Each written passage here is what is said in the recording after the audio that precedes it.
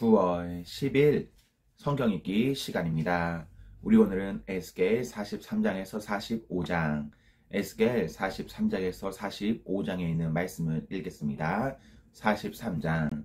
그 뒤에 그가 나를 데리고 동쪽으로 난 문으로 갔다.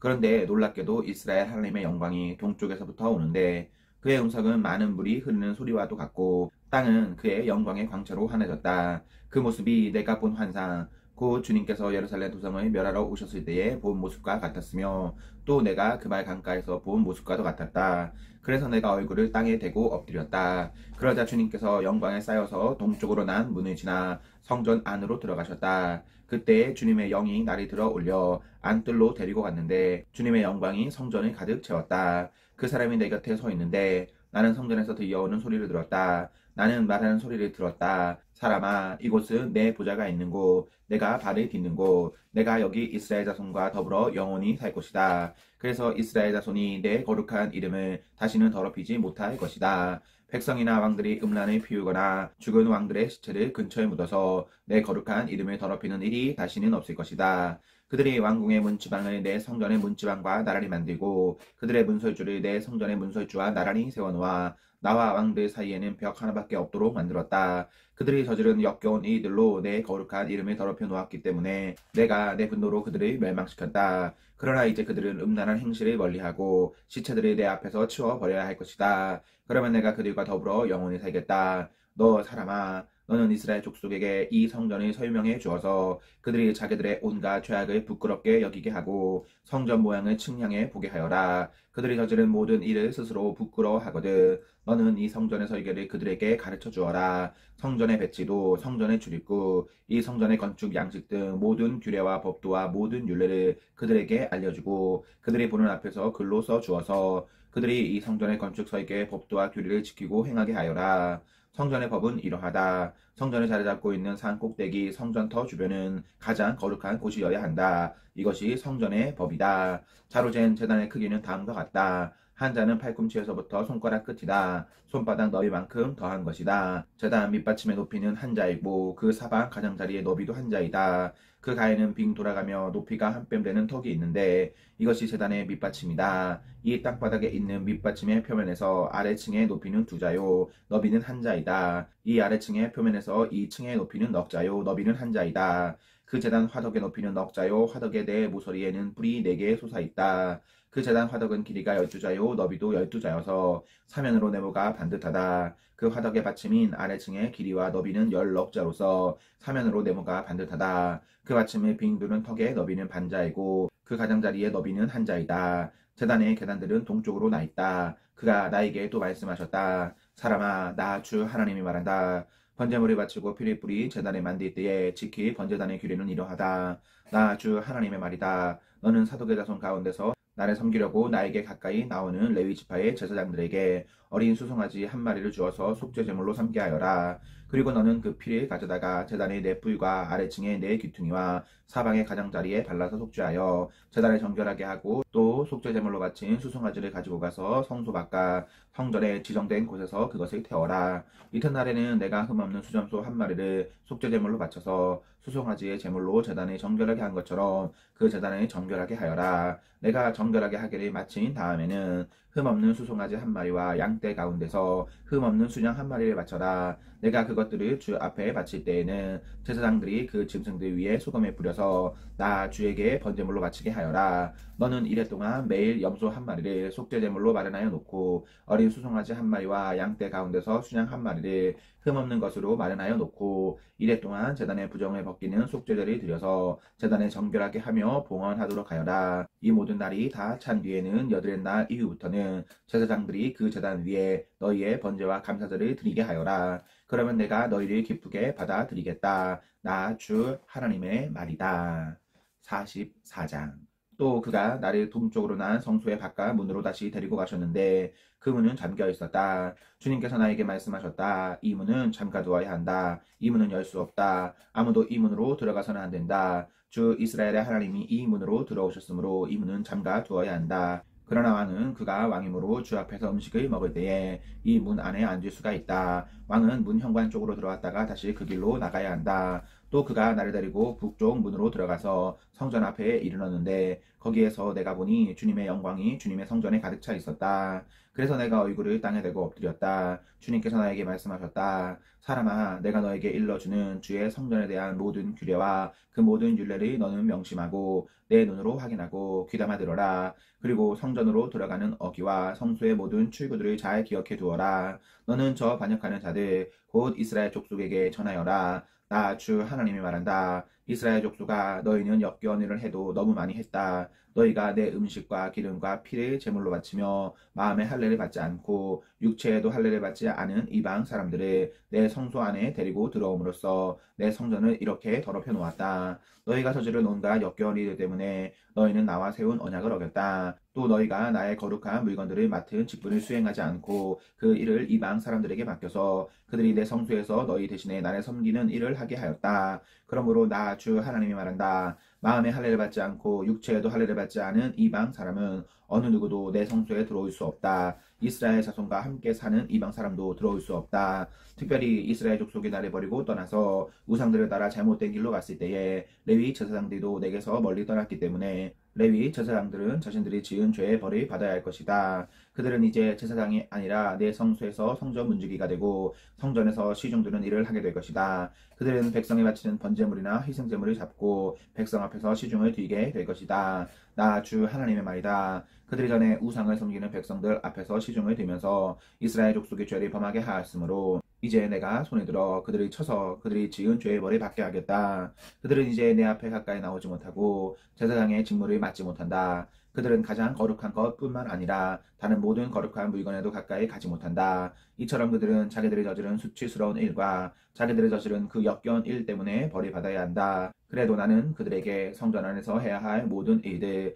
곧 성전에서 시중드는 일들을 맡아보게 할 것이다. 그러나 이스라엘 자손이 나에게서 떠나 잘못된 길로 갔을 때에도 레위 지파 가운데서 사독의 자손 제사장들은 내 성소에서 맡은 직분을 지켰으므로 그들은 내게 가까이 나와서 나를 섬길 수 있고 내 앞에 서서 내게 기름과 피를 바칠 수 있다. 나 주 하나님의 말이다. 그들이 내 성소에 들어올 수가 있으며 그들이 내 상에 가까이 와서 나를 섬길 수가 있으며 또 내가 맡긴 직책을 수행할 수 있다. 그러나 제사장들이 안뜰 문으로 들어올 때나 안뜰 문 안에서나 성전 안에서 직무를 수행할 때에는 양털로 만든 옷을 입어서는 안 되고 반드시 모시 옷을 입어야 한다. 머리에도 모시로 만든 관을 써야 하고 모시 바지를 입어야 한다. 허리에도 땀이 나게 하는 것으로 허리띠를 동여서는 안 된다. 그들이 바깥 뜰에 있는 백성에게로 나갈 때에는 내 앞에서 직무를 수행할 때 입은 옷을 벗어서 거룩한 방에 두고 다른 옷을 갈아 입어야 한다. 백성이 제사장의 거룩한 예복에 다 해를 입는 일이 있어서는 안 된다.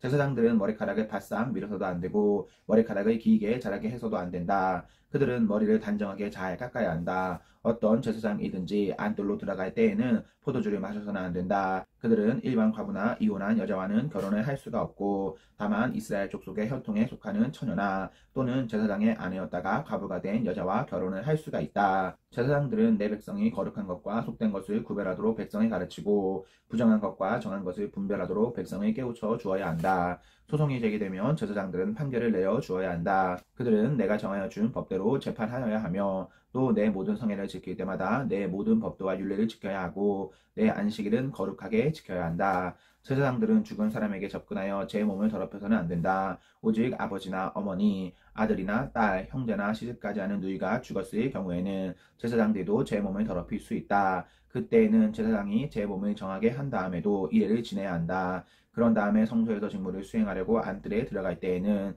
자신의 몫으로 속죄제를 드려야 한다. 나 주 하나님의 말이다. 제사장들에게도 유산이 있다. 내가 바로 그들의 유산이다. 이스라엘에서는 그들에게 아무 산업도 주지 말아라. 내가 바로 그들의 산업이다. 그들은 곡식제사와 속죄제와 속건제로 바친 제물을 먹을 것이며 이스라엘에서 구별하여 바친 모든 예물이 제사장들의 차지가 될 것이다. 온갖 종류의 첫 열매 가운데서도 가장 좋은 것과 너희가 들어 바친 온갖 제물은 다 제사장들의 몫으로 돌리고 또 너희는 첫 밀가루를 제사장에게 주어서 제사장으로 말미암아 너희 집안에 복을 내리게 하여라. 제사장들은 새나 짐승들 가운데서 저절로 죽었거나 찢겨서 죽은 것을 먹어서는 안 된다. 45장. 너희가 제비를 뽑아 땅을 나누어 유산을 삼을 때에 한 구역을 거룩한 땅으로 삼아 주께 예물을 바쳐야 한다. 그 땅의 길이는 2만 5천 자요 너비는 2만 자가 되어야 한다. 이 구역 전체는 사방으로 어디나 거룩하다. 그 한가운데 성소로 배정된 땅은 길이가 500자요 너비도 500자로서 사방으로 네모 반듯하여야 하고 그 둘레에는 사방으로 너비가 50자인 빈터를 두어야 한다. 재어놓은 전체 구역의 한가운데 너희는 길이가 2만 5천 자요 너비가 10,000자 되는 땅을 재어놓고 그 한가운데는 성소 곧 가장 거룩한 곳이 되게 하여라. 이곳은 그 땅에서 거룩한 구역이다. 이 땅은 성소에서 직무를 수행하는 제사장들의 몫이 될 것이다. 그들은 직무를 수행하려고 주께 가까이 나아가는 사람들이다. 그곳은 그들이 집 지을 자리와 성소를 앉힐 거룩한 구역이 될 것이다. 길이가 2만 5천 자요 너비가 10,000자 되는 나머지 땅을 성전에서 시중드는 레위 사람들에게 제산으로 나누어 주어서 그 안에 성읍을 세우게 하여라. 너희는 거룩하게 구별하여 제물로 바친 구역 옆에 너비가 5,000자요 길이가 2만 5천 자인 땅을 그 성읍의 제산으로 지정하여라. 그 땅은 이스라엘 사람 전체의 몫이 될 것이다. 거룩하게 구별하여 예물로 바친 땅과 그 성읍의 소유지 양쪽으로 펼쳐진 구역은 왕의 몫이다. 이 구역은 서쪽으로 서쪽의 해안선까지이고 동쪽으로 동쪽의 국경선에 이르기까지이다. 그 길이는 서쪽의 경계선에서 동쪽의 경계선에 이르기까지 들의 구역과 같아야 한다. 이 땅이 이스라엘에서 왕이 차지할 땅이 될 것이다. 그러면 내가 세운 왕들이 더 이상 땅 때문에 내 백성을 탄압하지 않을 것이며 이스라엘 족속에게도 그들의 각 지파에 따라서 땅을 차지하게 할 것이다. 나 주 하나님이 말한다. 너희 이스라엘의 통치자들아 이제는 그만하여라. 폭행과 탄압을 그치고 공평과 공의를 실행하여라. 내 백성 착취하는 일을 멈추어라. 나 주 하나님의 말이다. 너희는 정확한 저유가 정확한 에바와 정확한 밭을 써라. 에바와 밭은 용량이 같아야 한다. 한 밭은 호멜의 10분의 1을 담고 한 에바도 호멜의 10분의 1을 담도록 하여야 한다. 호멜을 표준으로 삼고 에바와 밭을 사용해야 한다. 너희는 한 세겔이 20게라가 되게 하고 20세겔짜리와 25세겔짜리와 15세겔짜리를 합하여 한 마네가 되게 해야 한다. 너희가 마땅히 거룩하게 구별하여 바칠 제물들은 다음과 같다. 밀은 한 홈에 수학의 6분의 1 에바를 바치고 보류도 한 홈에 수학의 6분의 1 에바를 바쳐야 한다.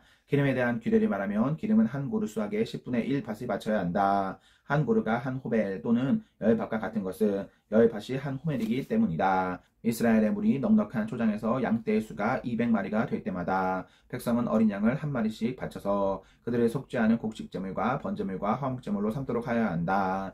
나 주 하나님의 말이다. 거룩하게 구별하여 바치는 이 제물은 이스라엘의 백성 전체가 이스라엘 왕에게 넘겨주어야 한다. 왕은 절기와 월삭과 안식일과 이스라엘 족속의 모든 성회 때마다 번제물과 곡식제물과 부어드리는 제물을 공급할 책임을 진다. 그는 속죄제물과 곡식제물과 번제물과 화목제물을 공급하여 이스라엘 족속이 속죄를 받도록 해야 한다. 나 주 하나님이 말한다. 너는 첫째 달 초하루에 언제나 솥대 가운데서 흠없는 수송아지 한 마리를 골라다가 성소를 정결하게 하여라. 제사장은 그 속죄제물의 피를 받아다가 성전의 문설주들과 제단 아래층의 네 모서리와 안드레의 문에 문설주에 발라라. 너는 그달 초 이른 날에도 고의가 아닌 사람이나 알지 못해서 범죄한 사람을 속죄할 때에 그와 같이 하여라. 이렇게 성전을 속죄하여라. 첫째 달 14날에는 너희가 유월절을 지켜라. 이 절기에는 이래 동안 누룩을 넣지 않은 빵을 먹어야 한다. 그날 왕은 자기 자신과 이 땅의 모든 백성을 위하여 송아지 한 마리를 속죄제물로 바쳐야 한다. 그는 이 절기를 지내는 이래 동안 주님께 바칠 번제물을 마련해야 하는데 이래 동안 날마다 흠없는 수송아지 7마리와 수장 7마리를 번제물로 바치고 수염소 한 마리를 날마다 속죄제물로 바쳐야 한다. 곡식제물을 함께 갖추어서 바쳐야 하는데 수송아지 한 마리에는 밀가루 한 에바이고 수장 한 마리에도 밀가루 한 에바이고 또 밀가루 한 에바마다 기름 한 흰씩을 바쳐야 한다. 그는 7째 달 보름에 시작되는 초막절에도 이래 동안 똑같이 하여 속죄제물과 번제물과 곡식제물과 기름을 바쳐야 한다. 아멘, 아멘.